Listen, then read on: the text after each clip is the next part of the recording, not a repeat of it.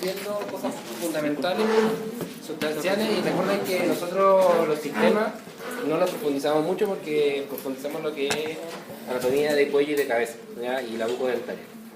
Entonces en el tejido, cuando hablamos de sistema muscular, en el tejido muscular podemos diferenciar tres tipos de tejido muscular en el cuerpo: el tejido muscular liso, el estriado esquelético y el estriado cardíaco.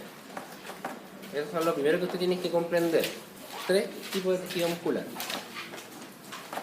Esta clasificación, cuando la inventaron, la hicieron en base a cómo se veían estos tejidos al microscopio.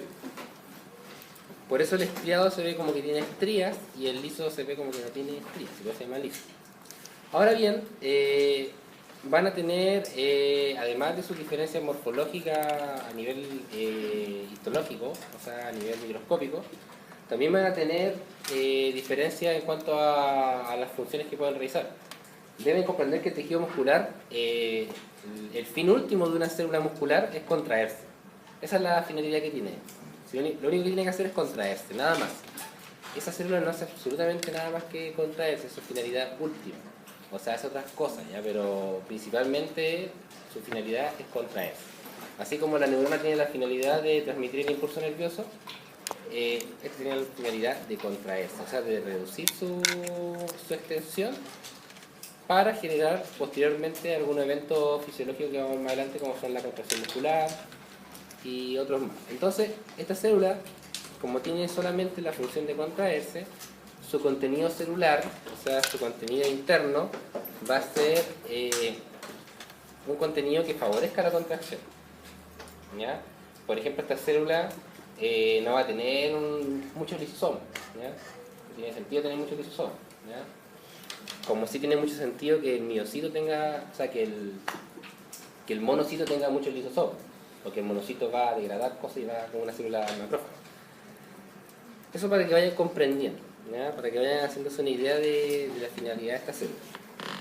Y al final, realmente, que estemos constituidos de los tejidos que corresponden depende en cierta medida de la función que va a desempeñar cada tejido y cada célula, y eso está codificado en el ADN, ¿ya? Todas las células que comienzan, al comienzo, cuando son células madre, tienen la capacidad de hacer cualquier cosa, ¿ya? De hacer cualquier célula.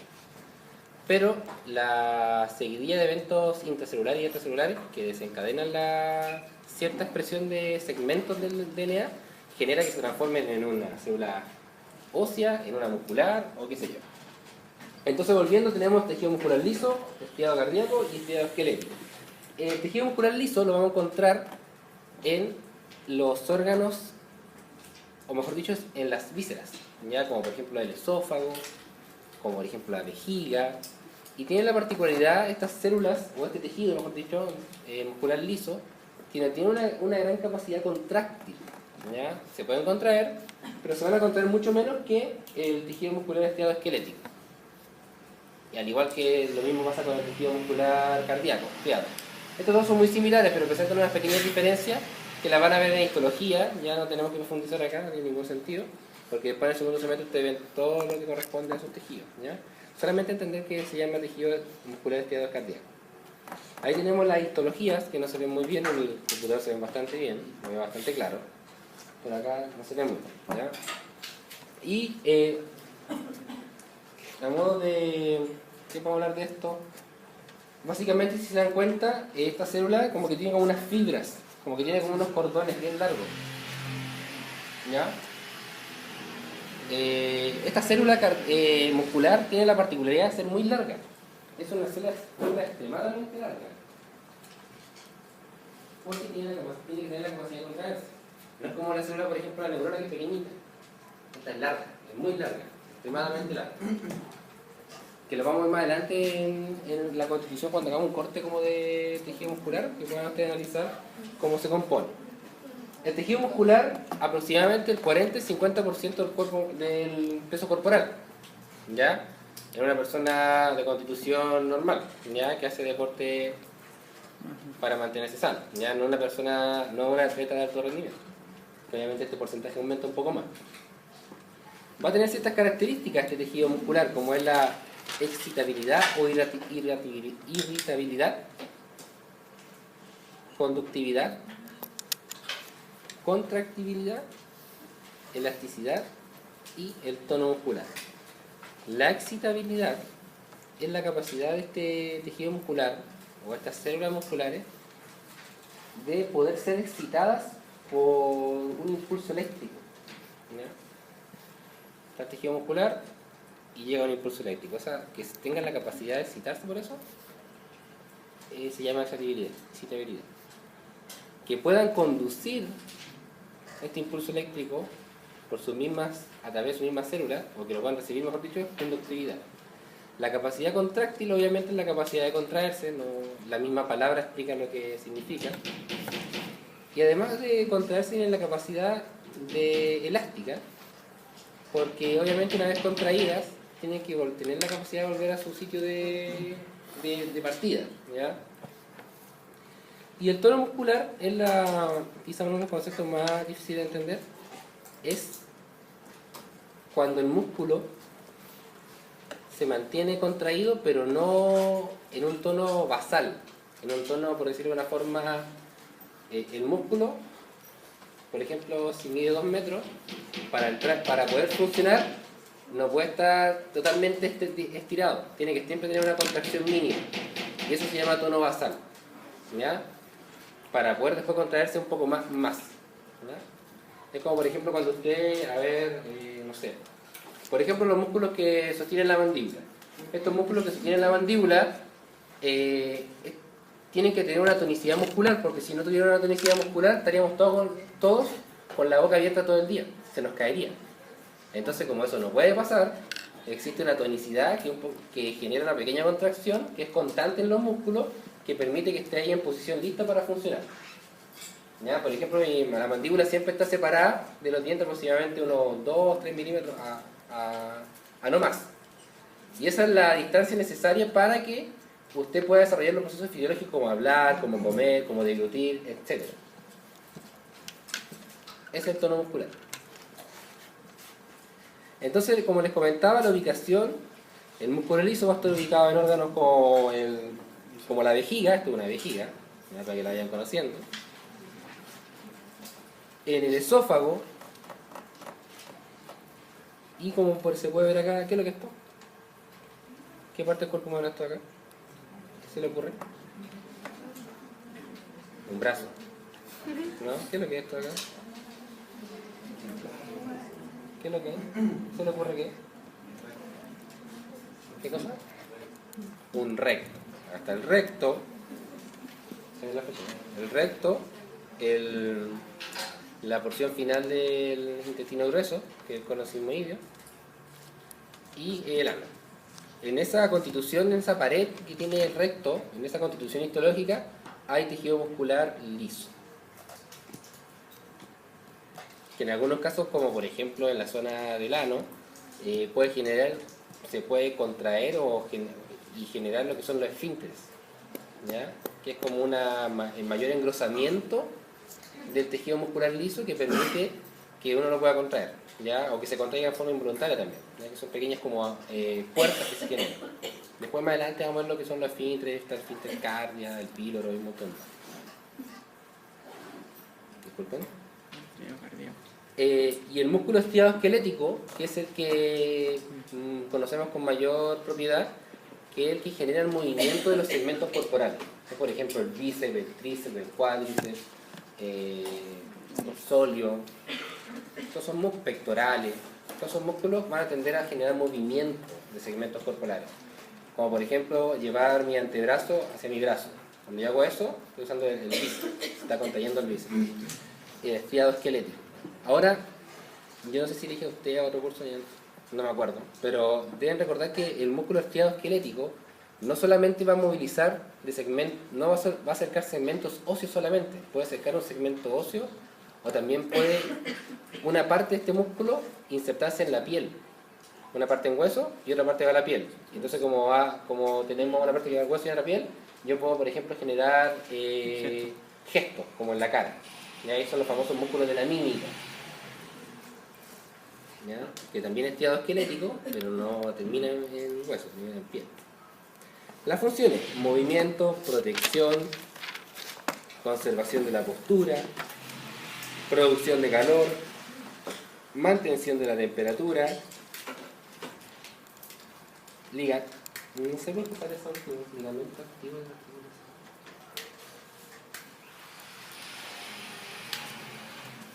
No sé por qué está suscrito ahí. Porque no son ligamentos, ¿ya? Pero sí va a ser, creo que entiendo la idea, sí va a hacer que las articulaciones se muevan, ¿ya? Recuerda que la articulación no se mueve, porque es todo un conjunto de tejido conectivo, pero que es un elemento pasivo. Pero lo que va a hacer que esa articulación se pueda mover, por ejemplo la del codo, son los músculos que la van a pasar por arriba, o por atrás también puede ser. Yo creo que eso se quiso explicar con ese último punto, ¿ya? No creo que sea otra cosa. Entonces, por ejemplo, ahí tenemos la imagen del pectoral, deltoides, los músculos abdominales oblicuos, transversos, todo lo que ustedes pueden ver, bíceps. Por atrás se vería el dorsal ancho. Y también tenemos músculos más pequeñitos como son los que también son esqueléticos, estriados esqueléticos, pero que por ejemplo en este caso en particular no terminan en piel, sino que terminan en el globo ocular y permiten que uno mueva los ojos hacia los costados, ¿ya? Incluso hay unos músculos pequeñitos que van a los huesecillos del oído, al estribo y al martillo. Son ínfimos. Tenemos los músculos superficiales que habíamos hablado recién, los cutáneos que se ven en esta imagen de la izquierda, que es muy fea esta imagen, es muy antigua. División del músculo estriado esquelético, bueno, tenemos los profundos o esqueléticos y los superficiales o cutáneos. Aproximadamente nosotros tenemos entre 500 y 700 músculos, esa es la cantidad de músculos que uno puede tener, ya dependiendo de la clasificación que uno pueda darle. Ya, por ejemplo, el cuádriceps, algunos autores la dividen en 4, ¿ya? O se llama cuádriceps, y para algunos solamente contabiliza uno. ¿Qué otro ejemplo se me viene a la mente? No sé, pues el digástrico, que es un músculo que está en la zona inferior de la mandíbula, lo mismo, a veces algunos lo consideran un solo músculo y algunos lo consideran dos, entonces por eso como dice hoy, ¿cómo tener tanta diferencia? Por eso, ya básicamente por la clasificación que le puedan dar de los diversos autores. ¿Ya? Su color es rojo vinoso y en base a su dirección puede ser rectilíneo, oblicuos, transversos, la forma puede ser ancha, larga, corto o, como les comentaba, pueden transformarse en esfínteres. La nomenclatura de los músculos esqueléticos va a variar dependiendo de su dirección, localización, tamaño y un montón de cosas, como se pueden ver ahí. Por ejemplo, el músculo pectoral recibe su nombre porque está en la zona pectoral. El músculo bíceps recibe su nombre porque está compuesto por dos zonas anatómicas de tejido muscular. En la forma, por ejemplo, usted si lleva la escápula hacia atrás, está haciendo funcionar un músculo que se llama trapecio. Cuando usted lo ve, es un trapecio, tiene la forma de un trapecio. Entonces, va a depender de muchas cosas cómo lo llamen a estos músculos. Ahí está el redondo menor, el redondo mayor, y también está en base, por ejemplo, a la inserción y origen. Por ejemplo, está hay un músculo que se llama el coracobraquial, que se va del proceso coracoides al braquis, o al húmero, mejor dicho. Entonces ahí su origen del nombre. Pterigoide medial, es otro músculo, porque va al proceso pterigoide y va a la mandíbula. Un montón de cosas. ¿Ya? Recuerden que estas clases no son tan profundas porque nos dan la idea básica de lo que es la anatomía y todo lo que ustedes tienen que guardar de espacio en su mente es para cuello y cabeza. Ahora bien, cuando nosotros hacemos un corte de un músculo, nos damos cuenta que está constituido por ciertas partes. Entonces lo que yo quiero que entiendan, y no se les olvide, es que cuando ustedes hablan de fibra muscular, cuando alguien dice fibra muscular, lo que ustedes tienen que pensar es que fibra muscular es igual a una célula muscular. Eso de ahí, ese cordón que se ve acá, ese tubo, es una célula muscular que es muy larga, que va de por aquí hasta el otro lado. Esa es una fibra muscular. Y esta fibra muscular, que es una célula, por dentro va a tener las miofibrillas, que es como por dentro tiene un montón de cordones. Aparte de esto ser largo, esta célula debe ser muy extensa en el mismo largo tienen las miofibrillas, que van por dentro. Y es como un cable, es un cableado de mucha cantidad. Y estas miofibrillas son las que le dan la capacidad contráctil a la célula. Por eso esta célula, que se llama fibra muscular, tiene la capacidad contráctil por las miofibrillas que tiene adentro. Y estas miofibrillas están compuestas por actina y miocina. Actina y miocina. Y tiene una organización súper interesante que las van a estudiar ustedes en su casa, tranquilamente, que no la vamos a ver ahora, pero eso es lo sustancial. Esta miofibrilla que están dentro de la célula muscular son las que generan la capacidad contráctil de la célula muscular o fibra muscular. Ahora bien, esta fibra muscular no puede estar sola, porque es imposible que una sola célula te genere movimiento. ¿Ya? Es muy chiquitito. Entonces se organiza alrededor de ella, van a empezar a aparecer varias células que tienen la misma dirección. Y cuando uno tiene un conjunto de esas células, eso se va a llamar fascículo. Ahora tenemos la fibra muscular, y cuando hay muchas fibras musculares envueltas por un tejido conectivo que se llama perimicio, se va a llamar fascículo. Y lo que se me olvidó decir recién es que cuando la fibra muscular lo envuelve el endomisio. Entonces tenemos miofibrilla que va por dentro de la célula, fibra muscular envuelta por el endomisio, muchas fibras musculares que se pasan a llamar fascículos envueltas por el perimicio, y cuando uno tiene muchos fascículos y se envuelven por el epimicio, ¿qué va a ser? Músculo entero. El músculo completo. ¿Ya? Entonces, músculo, fascículo y lo más delgado que es la fibra muscular. Y dentro de la fibra muscular, pero ya estamos hablando de un nivel intracelular, la miofibrilla. Lo mismo que hablamos recién en otra imagen, para que puedan entender, pero es exactamente lo mismo. Entonces, cuando nosotros analizamos, fíjense, acá estamos hablando de la fibra muscular, o sea, eso que está ahí es eso. Solo que ahora lo ampliamos un poco harto, para poder apreciar qué está pasando. Entonces, lo que yo les comentaba, fibra muscular, miofibrilla, y las miofibrillas, que son de actina y miocina, son los miofilamentos. Y hay una organización, está la banda A, la banda I, la banda Z, el sarcómero, que tienen que buscarlo. Nosotros les vamos a mandar una guía en la cual está detallado que tienen que buscar puntualmente, que se lo va a preguntar, pero tampoco con tanta profundidad, porque en otra asignatura se lo van a preguntar con mayor profundidad, ¿sí? Para que las conozcan, básicamente. Luego tenemos otra cosa que tenemos que comprender, lo que es un desgarro muscular. ¿Qué es lo que es un desgarro muscular? Se rompe, se corta. ¿Cómo? Claro, es la rotura de las fibras musculares. Ahora,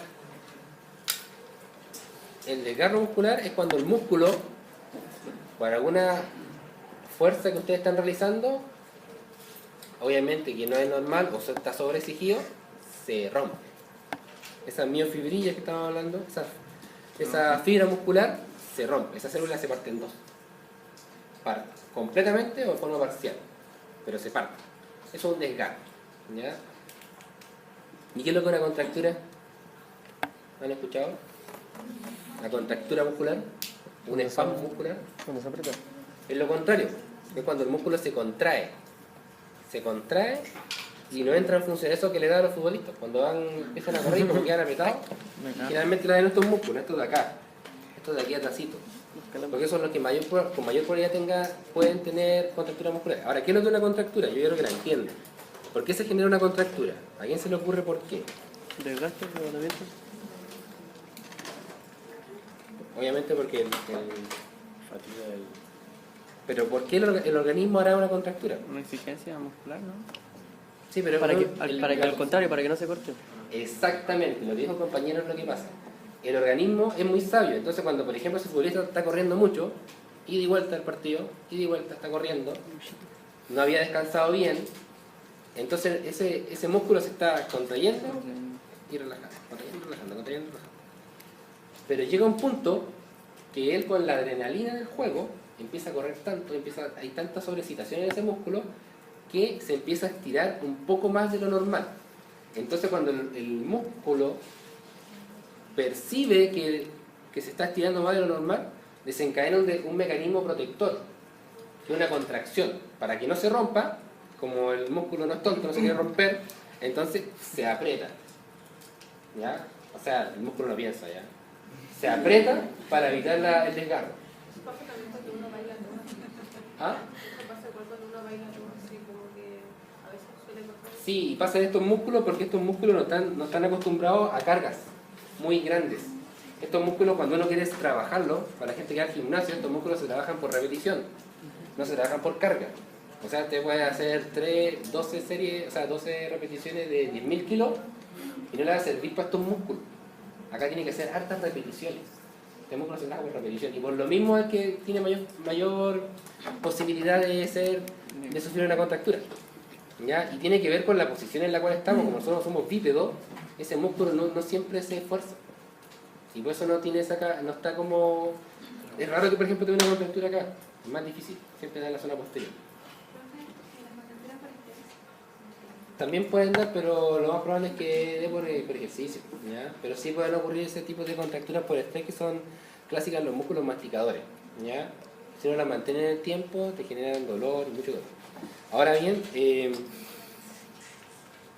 cuando esta contractura muscular que se genera para proteger el músculo, también a la larga, si uno no la trata, es nociva. ¿Por qué? Porque como se contrae en esa zona celular, como queda apretada por dentro la miofibrilla, queda todo apretado de la célula, no tiene la capacidad de llevar a cabo sus funciones biológicas básicas y se empieza a acumular desechos dentro de la misma célula y empieza a tener le empieza a llegar menos irrigación y subsecuentemente menos oxígeno y se genera hipoxia, lo que es la falta de oxígeno. Entonces si usted está contraído todo el rato, esa contractura no la trabaja, no la entiende, se empieza a generar también daño. Hipoxia, la falta de oxígeno. Hipoxia celular. Ahora, eso para que entiendan, ya para que ustedes comprendan las cosas, porque por eso pasa, ¿ya? Ahora, el desgarro es cuando este mecanismo, por algún motivo, puede ser incluso la misma adrenalina del juego. Yo siempre doy el ejemplo de estar jugando a la pelota porque es una cosa como que hay mucha adrenalina. Entonces la misma adrenalina puede hacer que esta contracción protectora, así es el nombre formal, contracción protectora, no se genere y termine desgarrándose. Por eso cuando usted ve a un futbolista le dicen ya tiene un desgarro de tantos milímetros y siempre son hartas semanas, son mínimo 2 o 3. En cambio la contractura no. La contractura se trata de forma distinta porque ya uno lo empieza a separar las fibras y es mucho más fácil que vuelva el deportista a su entrenamiento. Pero el desgarro no, porque tiene que haber una reparación celular, que es súper complicado.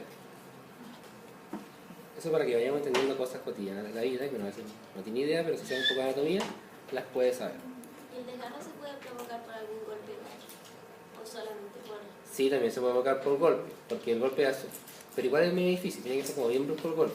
A veces lo que pasa es que el golpe mueve un segmento que hace que se estire el músculo, que eso es más probable. Pero, por ejemplo, tú para pegarle a alguien en el músculo y para romperlo hay que pegarle con alta fuerza. Porque el músculo, dentro de todo, igual tiene esa... Porque recuerden que el músculo dentro de todo tiene tonicidad. Entonces no es como llegar y romperlo. Te va a ofrecer una resistencia, independiente de cuál músculo sea.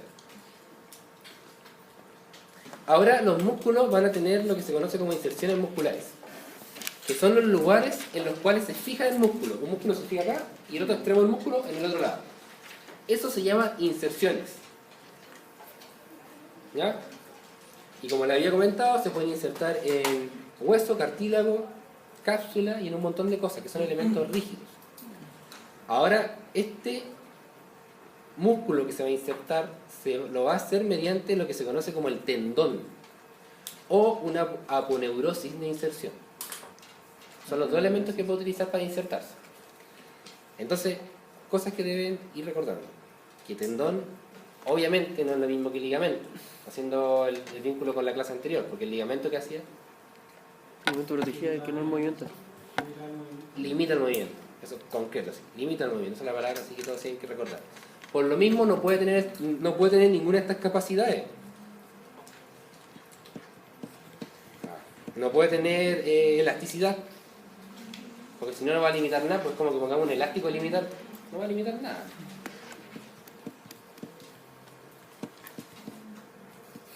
Entonces, el tendón o aponeurosis de inserción. Este tendón, ya quiero que pongan atención, se forma por esta estructura que ustedes ven acá que rodean a la fibra muscular, al fascículo y al músculo.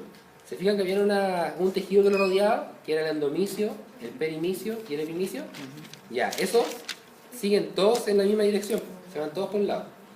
Pero llega un punto que todos se juntan, todos convergen. Y eso se transforma en el tendón. ¿Ya? Ahora, ¿qué es lo que es una aponeurosis de inserción? ¿Alguien lo había escuchado? Yo no. ¿Cuál es la diferencia entre una aponeurosis de inserción y un tendón? Yo me lo pregunté muchos años cuando era estudiante, o sea, no muchos años, pero mucho tiempo. Hasta que lo entendí y me di cuenta que era una estupidez. ¿Ya? ¿Qué es lo que es la aponeurosis de inserción? ¿Qué se creen que es? Miren, eso es una aponeurosis de inserción. Eso que está acá arriba. ¿Que va de músculo a músculo? Ya, sí, pero supongamos que ahí fuera un hueso, no sé ya. Supongamos que no es músculo. Igual se va a llamar aponeurosis de inserción. Pero ¿qué lo diferencia esto de ese que se ve ahí? Más largo. ¿Se dieran a lugares rígidos? Es muy tonto, se pasa así. Es la forma que tiene. La aponeurosis es plana, tiene una tendencia plana. Y tiene mucha lógica, porque si usted piensa, estos músculos y estos de acá, nosotros no podemos tener acá entre medio un tendón, porque nos veríamos acá como una cuerda. Es estúpido, ¿ya? Entonces, ¿qué pasa? ¿No? ¿Qué pasa cuando uno va creciendo? Ese tejido que unía estos dos músculos, ¿ya? A medida que nuestro cráneo va creciendo, va obviamente haciendo que ese tendón se vuelva cada vez más plano. ¿Ya? Y por eso tiene esa forma plana. ¿Ya? Es lo mismo que un tendón plano. Al final a la larga es un tendón plano. Eso. Ahora, como nosotros tenemos obviamente años de evolución como especie humana, se va transmitiendo a través de la genética que ese tendón tiene una tendencia a ser plano. ¿Ya? Las cosas se forman, las cosas en el cuerpo humano obedecen a la función. ¿Ya? Siempre la forma del cuerpo humano va a obedecer a su función. Siempre va a ser así. Pero a medida que esa función se va manteniendo en el tiempo, las células van guardando y entregando la información a las células siguientes. Y eso se va guardando en nuestra cadena de DNA. ¿Ya? Por eso, si nosotros, por ejemplo, si sacáramos estas células de mi cabeza, de muscular y acá, y las ponemos ahí, lo más probable es que formen un tendón plano igual, aunque lo coloquemos en otro lado. ¿Ya?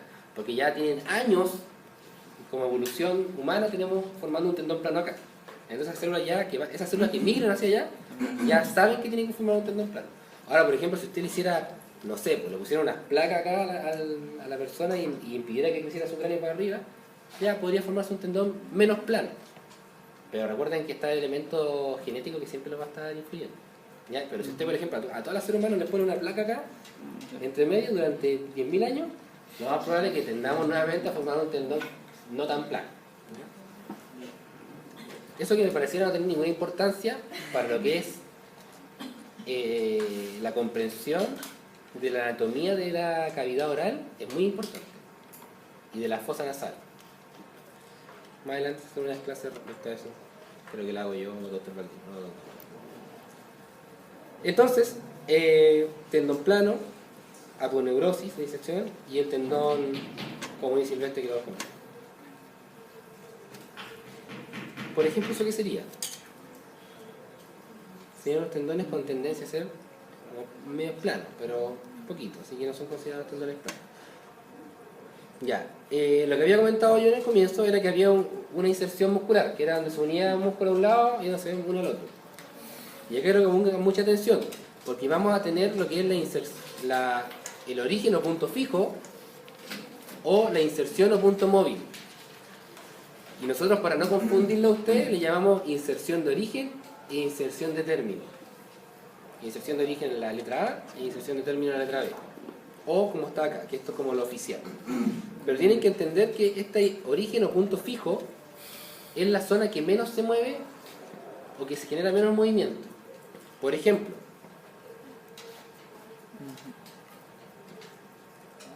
en el brazo, como tenemos el bíceps, ¿ya? Tenemos el bíceps ahí, y este bíceps, si yo lo contraigo, ¿qué va a hacer? Me va a levantar el antebrazo, ¿ya? Que eso es lo que comúnmente realizamos, ¿ya? Todo el rato nosotros estamos levantando el antebrazo sin darnos cuenta, ¿ya? Entonces el origen, el punto más fijo, va a ser la parte de acá, porque no se me mueve. Y la parte que se mueve es la inserción o punto móvil, ¿ya? En relación a la frecuencia de movimiento, está esta definición de origen o inserción. Origen es lo que menos se mueve y inserción es lo que más se mueve en términos biológicos normales. Porque, obviamente, también lo podemos hacer a la inversa, pero es menos frecuente. Por ejemplo, ¿qué ejercicio no haría hacer esto a la inversa? Al abrirlo. No al contrario, sino al... Flexiones. lo contrario. O más fácil, con los abdominales. Usted se acuesta en el piso y se levanta el torso, ¿cierto? Y aprieta los abdominales. ¿Cómo más puede apretar los abdominales? Haciendo lo inverso. ¿Qué tendría que hacer? Levantar los pies. Levantar las piernas. Uno se pone así y empieza a levantar las piernas. Ahorita en los gimnasios cuando se colocan así los tipos, empiezan a levantar las piernas y están que se mueren porque obviamente no están acostumbrados. Están invirtiendo lo común, pues, y obviamente se genera un trabajo muscular bastante intenso y por eso los músculos después se marcan, ¿ya? Se marcan bastante. Pero lo normal no es eso. Lo normal es que yo con los abdominales generalmente me incline hacia adelante, me mantenga el torso apretado, pero no andar levantando las piernas de esa forma. Ya, ahora para que cuando uno analiza la mecánica de los músculos, esto es muy simple, ¿ya? O sea, que alguien que pasó por kinesiología o kinesiólogo, son como 20 clases, yo creo. Vamos a tener grupos musculares que van a estar implicados en el funcionamiento muscular. Por ejemplo, el músculo que va a ser la acción principal va a ser el músculo agonista. O sea, si yo levanto mi brazo, así, el agonista va a ser el bíceps. Ese va a ser el agonista. Luego vamos a tener los sinergistas, que son sinérgicos, obviamente, que ayudan. O fijadores, que son los que estabilizan la articulación para que se pueda mover. O sea, cuando yo hago este movimiento, algún músculo tiene que estar fijándome el codo de alguna forma para que se pueda mover de forma correcta, ¿ya? Y tenemos los antagonistas u oponentes que tienen la acción contraria. Por ejemplo, la acción contraria del bíceps es el tríceps, cuando tú te estiras.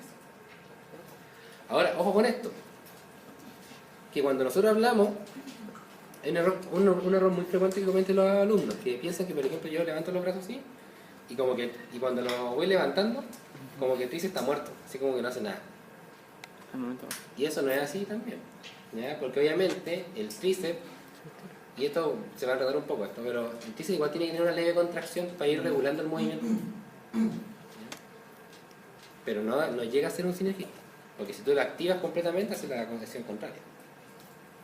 Entonces, agonistas, sinergistas y antagonistas. El nombre es bastante claro respecto a lo que pasa. Ahora, cuando nosotros analizamos el bíceps es fácil, pero cuando analizamos otras cosas es más complicado. ¿Ya? Por ejemplo, si yo quiero usar los pectorales, ¿ya? Estoy usando los pectorales para, no sé, haciendo mis flexiones de brazo. Ustedes que hacen unas 100 al día, supongo. Obviamente tenemos otros elementos que van a ser sinergistas, muchos que van a ser sinergistas, porque están actuando muchos grupos musculares. Mientras más complejo sea el movimiento que estamos realizando, más complejo el análisis de los sinergistas y los antagonistas. ¿Dudas, consultas hasta este momento? La inserción de origen y término corresponden a la apopnerosis. Tendones, generalmente son tendones. Ahora, eso no puede ser tendón y aponeurosis, pero en lo... Se basan como la misma. Es la misma lógica. Recuerda que la aponeurosis es un tendón plano, a la larga eso, ¿ya? Ahora, para este análisis de acción de los grupos musculares, generalmente uno analiza, lo que generalmente se analiza son los músculos que mueven segmento óseo, ¿ya? Generalmente este tipo de cosas, origen o de inserción, siempre está relacionado con músculos que mueven segmentos corporales, como por ejemplo el brazo, la pierna, los dedos del pie. Pero también podría ser aplicado, por ejemplo, a otro tipo de músculos, como por ejemplo a los músculos que mueven el ojo. Por ejemplo, la inserción o el origen sería este que está acá atrás, y el término sería el globo ocular. Porque acá yo creo que es imposible hacerlo al revés. Acá sí que es imposible. O sea, el globo siempre se va a mover, lo que se va a mover va a ser el ojo. Ya no se va a mover eso de acá. Se va a mover un poco, o sea, por nada, pero no nunca en forma significativa en relación a lo que es el globo ocular, que es el que va obviamente a utilizar para observar. Está bueno ese ejemplo, nunca se me ocurrió. Ya. ¿Claro? Recuerden que todos estos elementos son elementos activos. ¿Ya? Activos. Esto genera el movimiento. El resto, que era el esqueleto y las articulaciones, por más que no se van a mover nunca. ¿Ya? Porque no tienen la capacidad, no tienen miofibrillas, no tienen sarcómeros, no tienen miocina, no tienen actina, así que no se van a mover.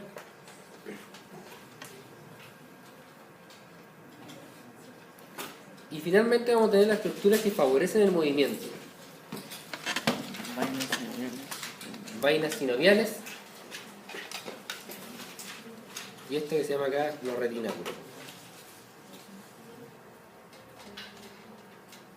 Las vainas sinoviales son estructuras de tejido conectivo que por dentro van a estar con un líquido, ¿ya? Y es muy similar a lo que es la cápsula articular, es muy similar. Si se fijan acá, la imagen de la derecha arriba, tenemos la vaina, que va a tener tejido conectivo por afuera, pero por dentro, en la zona que se ve media verde, ahí, vamos a tener una membrana sinovial. Y esa membrana sinovial, obviamente va a producir líquido sinovial que va a quedar en este compartimento, que está acá. Y toda esa estructura, como que va a envolver a un tendón y va a favorecer que se mueva. O sea, el tendón está como por dentro como de un elemento que tiene como líquido adentro. Una pelota desinflada pero con líquido adentro. ¿Ya? Y eso obviamente lo encontramos generalmente en la zona de la muñeca como principal ejemplo más clarificador. Y también tenemos el retináculo, que el retináculo es un poquito más complicado quizás de entender. Si ustedes se fijan, pero tampoco es tan complicado si lo analizamos desde abajo. Tenemos el tejido óseo, bone, ¿no? Tejido óseo. Y arriba de este tejido óseo vamos a tener lo que es el periósteo. Y este periósteo va a formar una capita que va a envolver al tejido óseo. Puede envolver ¿cómo se llama? A la vaina, y la vaina tiene adentro el tendón. O sea, esto, ¿para qué está? ¿Por qué el organismo inventó esto? ¿Por qué el organismo le puso una cuestión arriba? ¿Para proteger la vaina? Para que no se moviera. Para que no se moviera igual. Claro, para fijar todo eso que está favoreciendo el movimiento. ¿Ya? Porque imaginen que eso pasa acá y de eso, ¿ya? Entonces si no hubiera nada como que lo fije, por la misma contracción, esto tendería a levantarse un poquito. Entonces está el retináculo. ¿Dudas, consultas de lo que hemos hablado? Ya, vamos a repasar brevemente lo que tienen que tener mayor recordar. Las características tienen que recordarlas. Las funciones, que son muy fáciles, ¿no?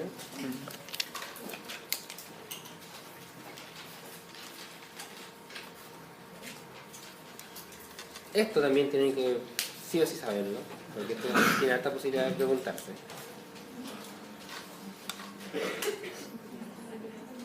Las partes que constituyen a la miofibrilla.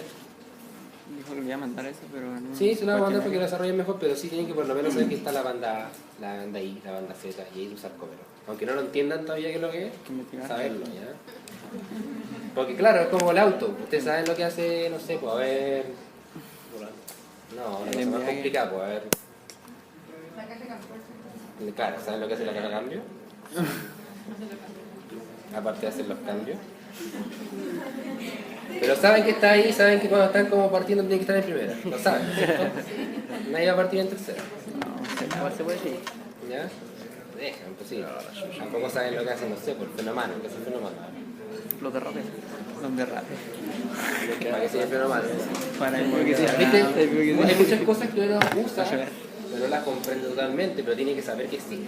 Para buscarse. Ya es como que yo tengo que saber que tengo que ir con zapatos. No puedo ir sin zapatos. Porque al final- Entonces ustedes tienen que sí o sí saber lo que es la banda. Que está la banda A, la banda I, la banda Z, el sarcómero. Que hay miocina, que hay actina. Y es súper divertido, pues si podríamos hacer una clase de 2 horas de cómo funciona la actina y la miocina. finalmente. ¿Qué más? Lo que es un tendón, lo que es una polineurosis.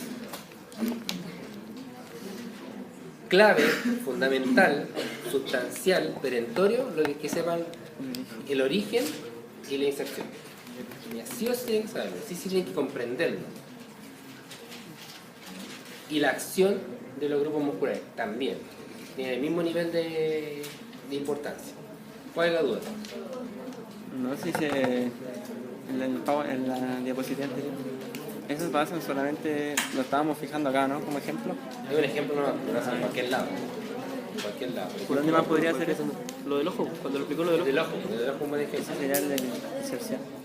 ¿Qué más puede? No se me ocurre otro ejemplo en todo esto, pero Más comúnmente ahí, ¿no? lo que más comúnmente uno hace el movimiento va a ser el origen o la inserción. Profe, en el caso, por ejemplo, de lo que es gastrocnemia, de lo que es los gemelos, ¿cuál sería el origen y cuál sería el...? En el gastrocnemio, En el tendón de Aquiles vendría siendo el que menos se mueve. en la inserción, no, puede ser la inserción. Ese vendría siendo el último. Sí, pues la inserción porque tú siempre estás caminando y los pies los estoy moviendo para adelante. La parte de abajo siempre está Ahí moviendo. siempre va a estar... Ah, ya. La parte de abajo siempre está moviendo, es poquito lo que se mueve, pero está moviendo Pero está más. siempre ahí. Lo que tú haces contrario con el gastrocnemio es cuando tú te pones a hacer así, te pones a levantarte. Te pones esa máquina y te empiezas a levantar. No, esto no es nada que ver, porque uno hace comúnmente, entonces hace que la parte de arriba se mueva. Dígame. No te escucho nada.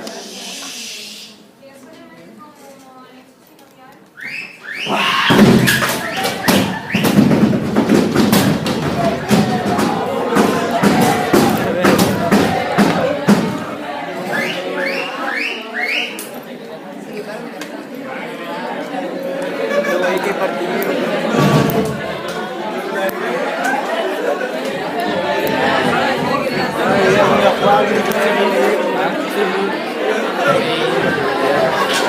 Vaya. Hermano, fue religio, más o Déjame sé que están peleando. No, profe, no. Pero no. Ah, grande nomás. Edison ni comparado con el No, en todo caso, sí es re fome. O sea, no es fome, pero... ¿Ah?